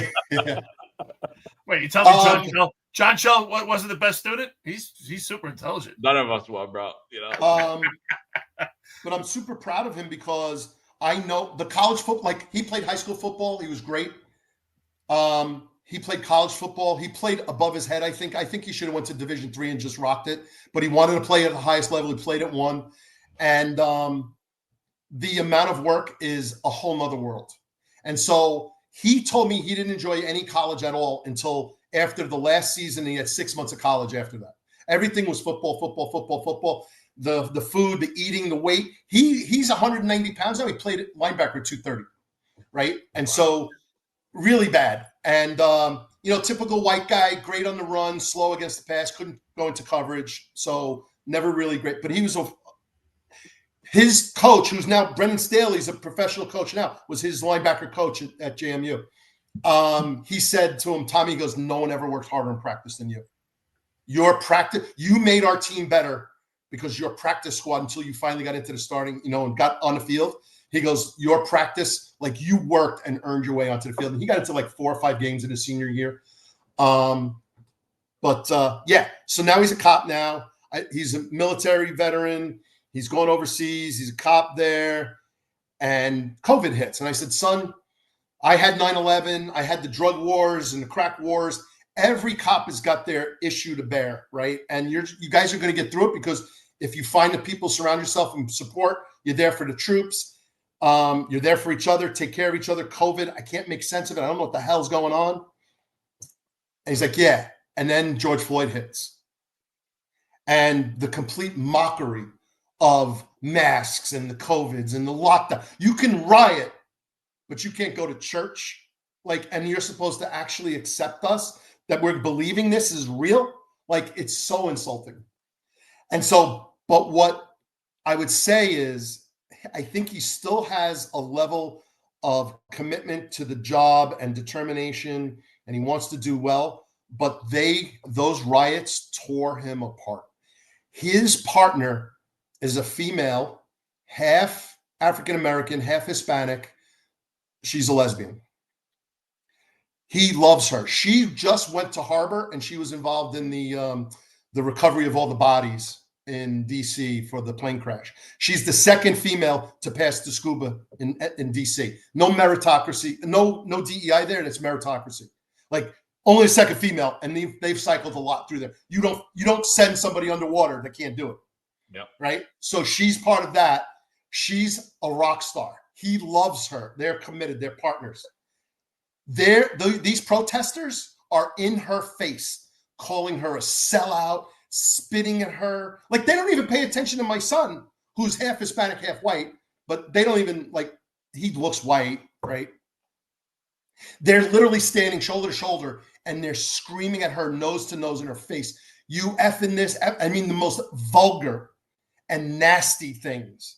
And they just let it happen and let the city burn. And then Minneapolis, we know what happened there. And they're not just looking at their city, it's in DC. They're like, could this all happen in our city? What's going on in New York? All the vans bombed. And I think it took a toll, a lot more than these kids are letting on. You went through it, Eric. I mean, John, you guys, I can't even imagine the level of restraint that was needed. I lost 20 vacation days. I know, bro. I know.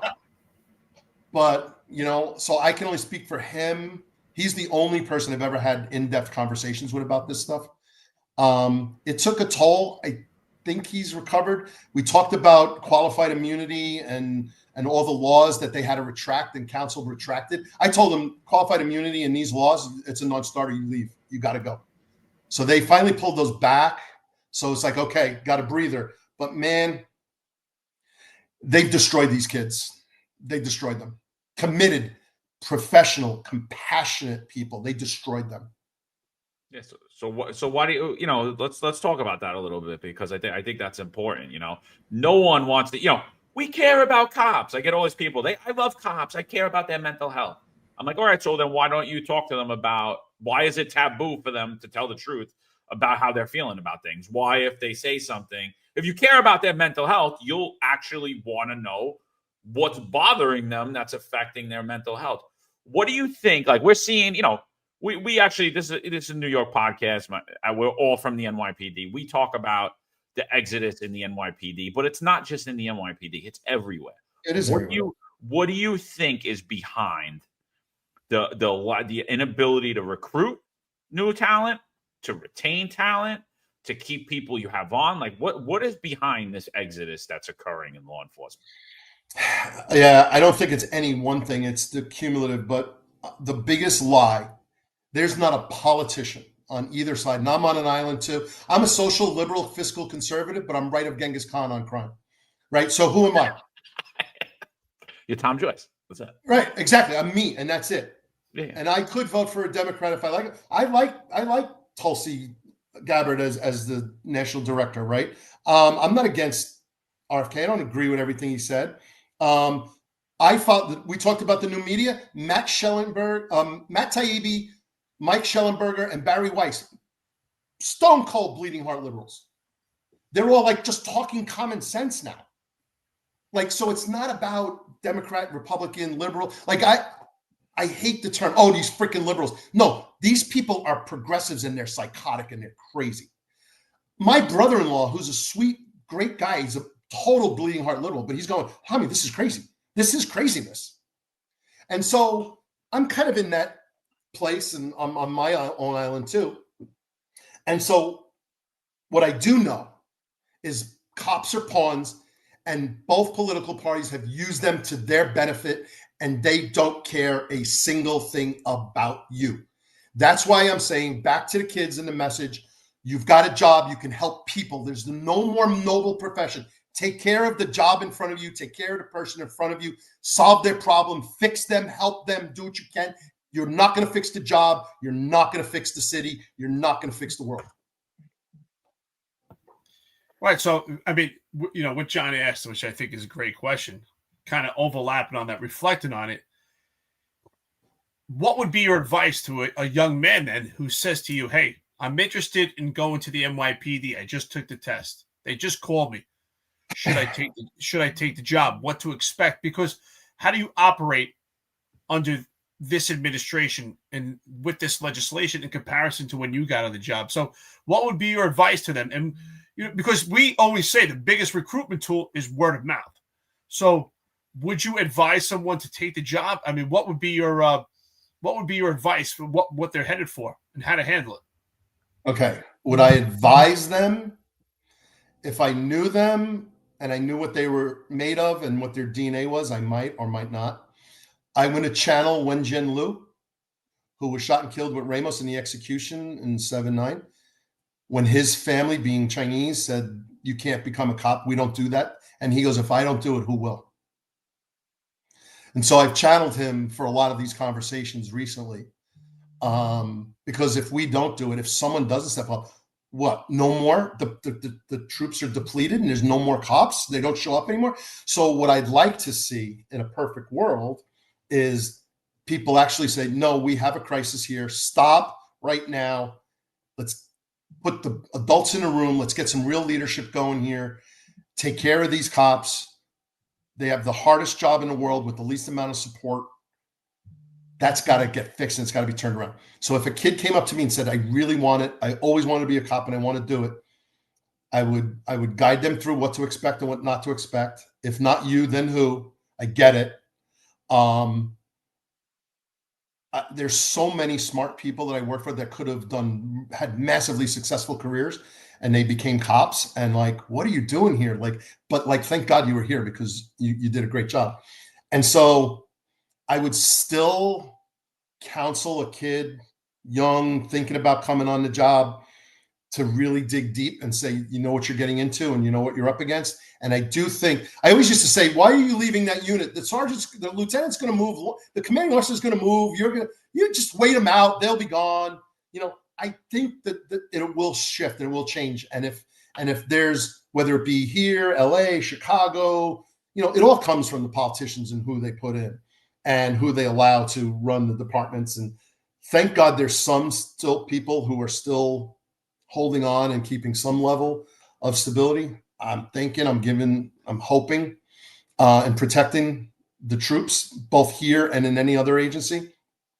But it's got to change, because you can't have this. You can't sit there with any level of common sense and say, I've watched 27 years of nationwide crime declines, and it gets erased in 1 year, and you can't get it back. And it is a big part of bail reform and releasing these guys and not prosecuting them. And you published the thing with drug, legalization, and then not holding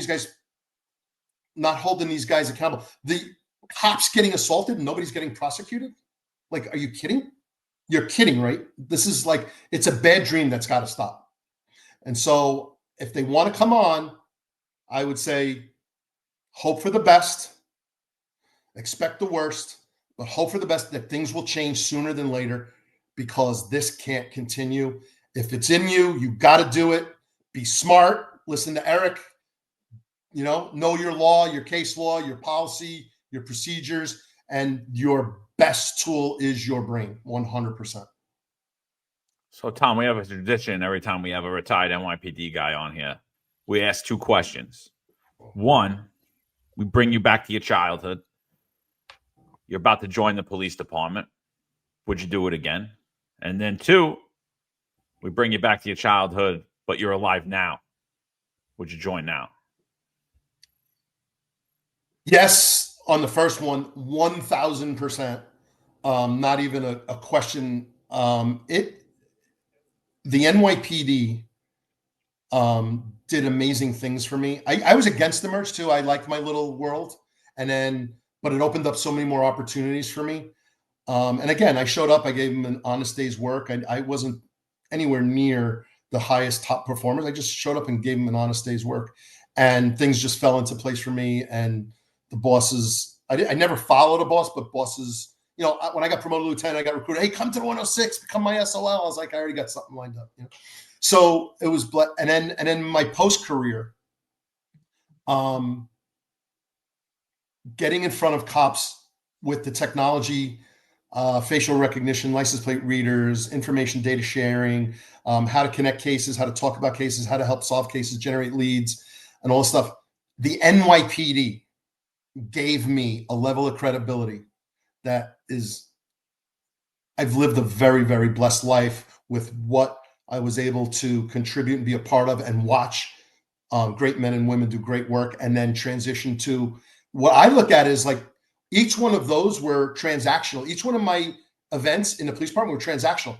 But now I'm part of a license plate reader company, and how to start doing data analytics on LPR data to identify patterns and how to locate individuals, and how to do my contributions with another amount of team, like the engineers and the developers and all that kind of stuff, is magnitudes greater. There are thousands of cops right now, thousands and thousands of detectives who are using the tools that I helped be part of a team to get deployed into these agencies. And so my contribution, and I've hired probably no less than 20 or 30 cops or people, guys from the NYPD, guys from Jacksonville Sheriffs, guys from California DOJ. These were all people who worked with and worked for me. And we did this in facial recognition. Roger Rodriguez out of the facial identification unit in the NYPD came and worked for me. And he did the same thing in facial rec. I went to the Hill 50 times to convince legislators that LPR should not be abolished. Me personally, with Dick Durbin, Dianne Feinstein, and they were great. Like I was like, oh, I can't believe I got to go talk to this person. They were wonderful. I was like, wait, I see you on the news. You're not this person. Like, what's going on here? It's all an act. It's all an act. It's all theater.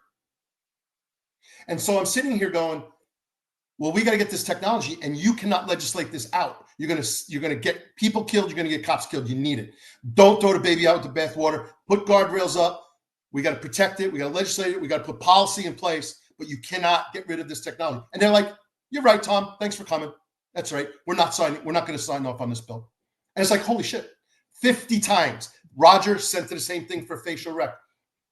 So our contributions in the greater good of the community, of law enforcement and people in the public, It's like I'm blessed to be a part of this with amazing people who are just committed, 1,000% committed to this mission and this profession and this vocation that we're all in. So what a blessing. So I would do it all over again. Would I do it now?